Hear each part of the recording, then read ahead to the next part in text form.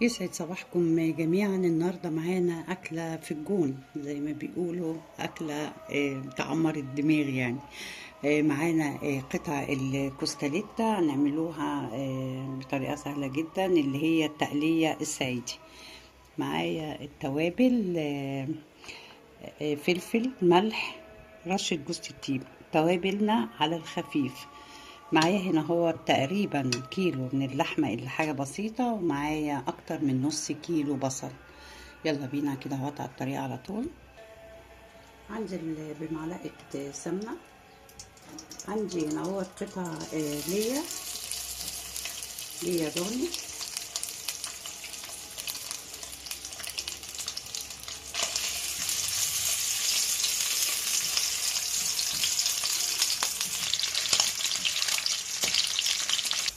قطع الكوستاريتا من قطع اللحمة الطرية جدا، لدرجة ان هو بيشتغل بقى الستريتش.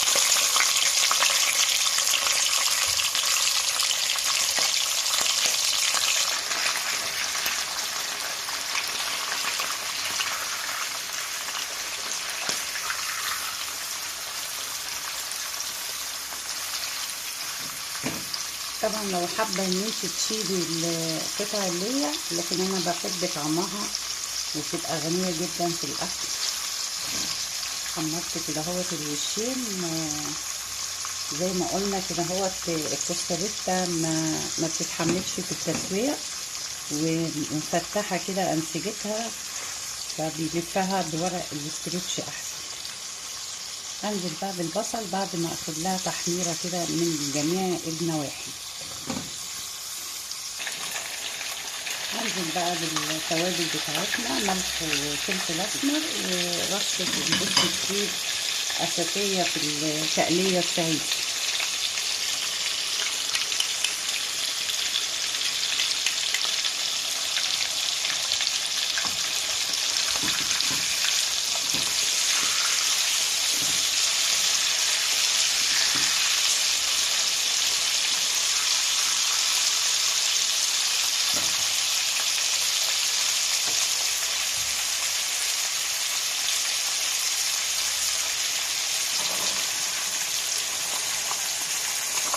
الأكلة دهيت بتحب البصل الكتير، يعني مستحب ان انتي تقطعيه على ايدك كده زي ما انا بقطعه. الكبة والبشر لا ينفع. المكعبات دهيت بيبقى ليها برضو طعم تاني كده.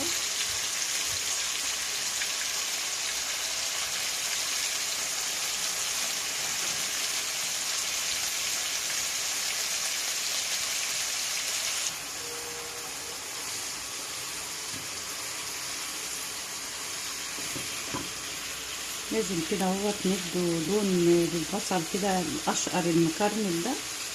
في ناس تحب تحط له رشة سكر يديك اللون اسرع، بس انا هحط فصين من المستكة. هي كفايه الريحه بتاعت التوابل اللي هي ملح وفلفل، شويه جوز الطيب، عطش شمخ فظيعه، ريحه جميله جدا يعني.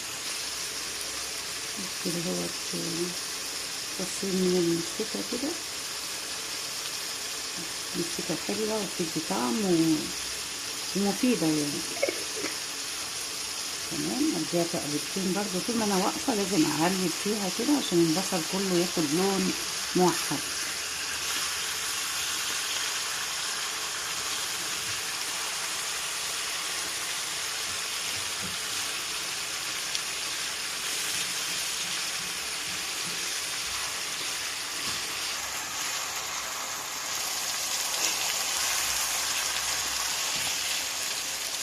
احضر بقى الصينيه او احضر طاجن، هو الطاجن افضل طبعا، بس انا هعملها المره دي في صينيه.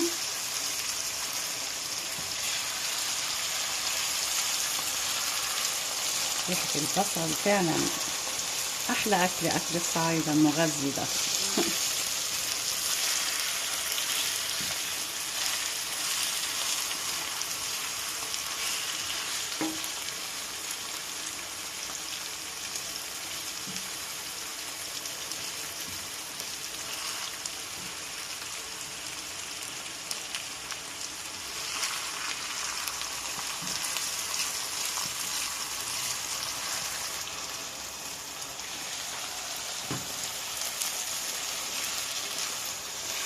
هي كده استوت منها فيها يعني.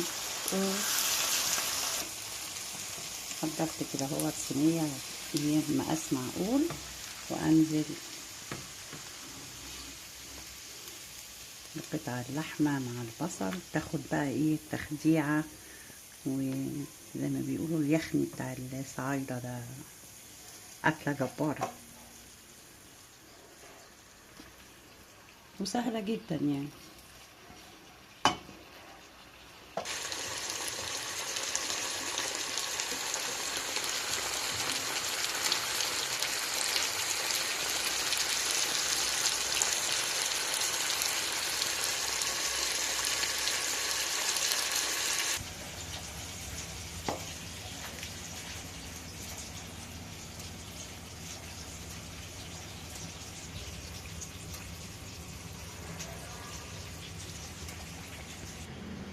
خلصت معانا النهارده التقلية الصعيدي، طريقة في منتهى الجمال وأكلة فعلا هي دي اللي بتعدل المزاج.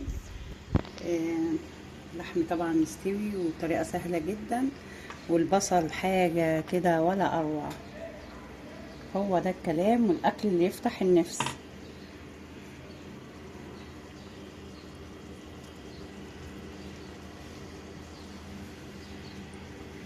طبعا يعني اللون بيشهي اكتر من كده يعني طبعا اللون هنا مظلوم في الكاميرا.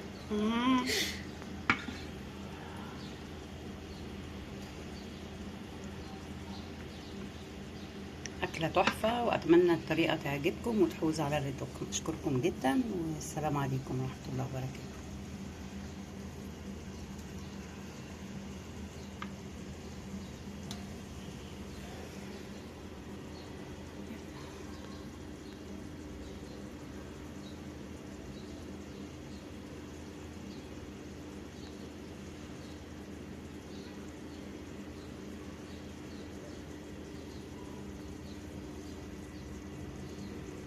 الطريقة تعجبكم وتحوز على رضاكم. أشكركم جدا، والسلام عليكم ورحمة الله وبركاته.